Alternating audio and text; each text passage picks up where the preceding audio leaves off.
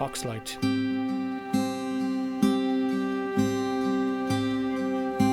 Sa chwile franchú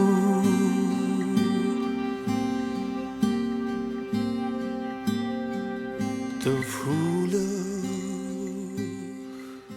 Of all of the records that I've made for Real World, this one has much more of me in it in terms of the personal.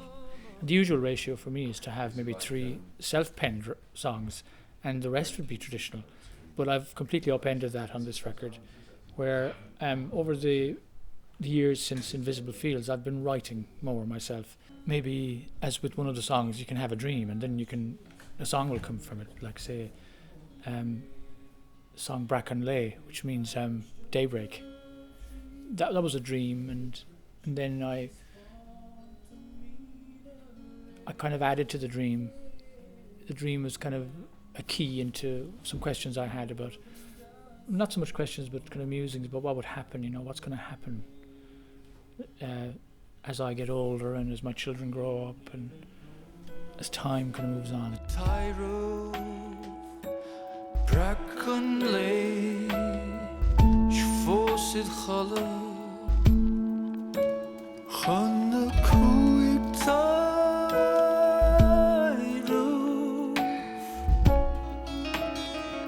an mishiga.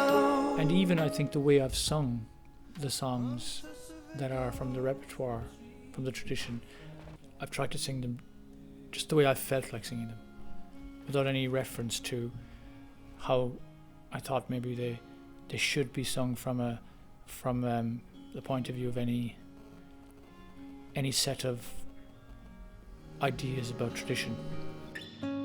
Sinear the nas, na seal she tocht leu fáing a gallan lay.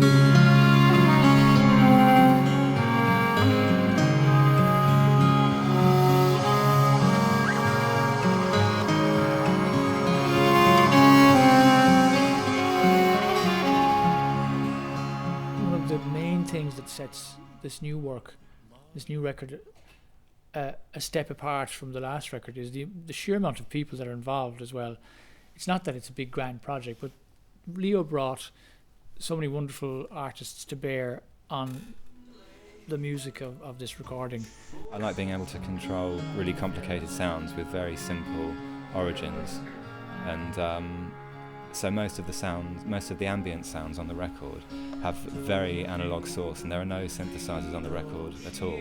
It's all treated analog sources, whether that's John Hopkins's contributions with piano and other treated analog sounds, or Leafcutter John using accordions and glockenspiels, or me using guitars. All the sounds have an analog and physical source. All we tried to do, where we try to go, when we reached out and we let go, once you said all we ever had would come undone. The last record I made was I think I just bought a studio. I put a studio together and I turned into a kind of a brainiac. I was excited about the tools of the studio, and I was in there all day myself with one other key collaborator, Kieran Lynch, and we worked very hard night and day. And that was the time I got the first taste of writing from the personal. I wrote a song the day my daughter was born. Actually, I was working on it, my eldest daughter Ava. And so that album was key. I think it helped me to understand that there was a great lure and a great prize waiting for me if I could just be more personal and put more of myself into my records. And so this record is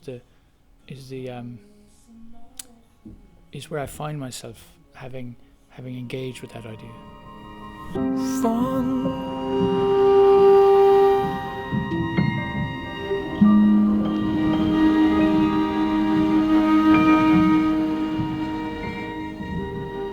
Fun.